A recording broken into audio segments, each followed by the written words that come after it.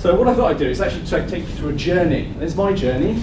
25 years ago, hard to believe it, I was actually at school, and probably everyone else might have been there as well sometime. And how things have changed, and how, as technology people, we have to, encompass those changes. So we had a BBC all those years ago.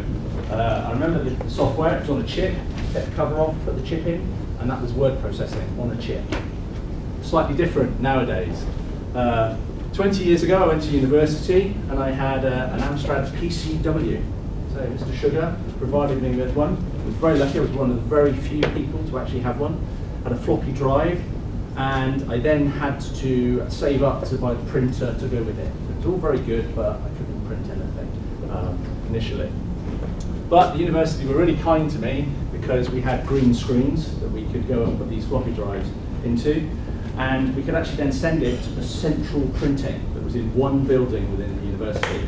But the problem was I was in the Earth Sciences department. You had to print and run down there as fast as you can, A, to check there was paper in it, and B, to check someone hadn't taken your printing off and just chucked it in a pile. There was always normally a big pile of printing you had to go through and find your bits actually within it. I then started work, and I had a desktop to start with. And actually, when I joined swcomms, they gave me my very first laptop. I was very proud of it. I didn't actually know what to do with it, but I actually had a laptop. It was a brick. It really was a very large unit. And a few years later, they gave me a mobile phone, and then I actually had a smartphone given to me to actually be able to use so that I could communicate with this thing called email that we were using. Well, what's really strange is that when I was back in university, we had access to the Janet network.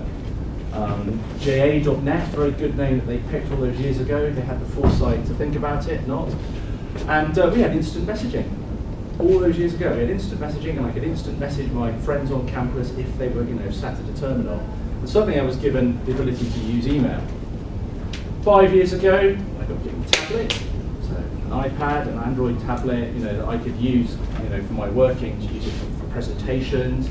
And then eventually I got a brand new laptop as well. So having carried that brick around for several years, I got a nice thin laptop to use. That's a very short time frame in technology time.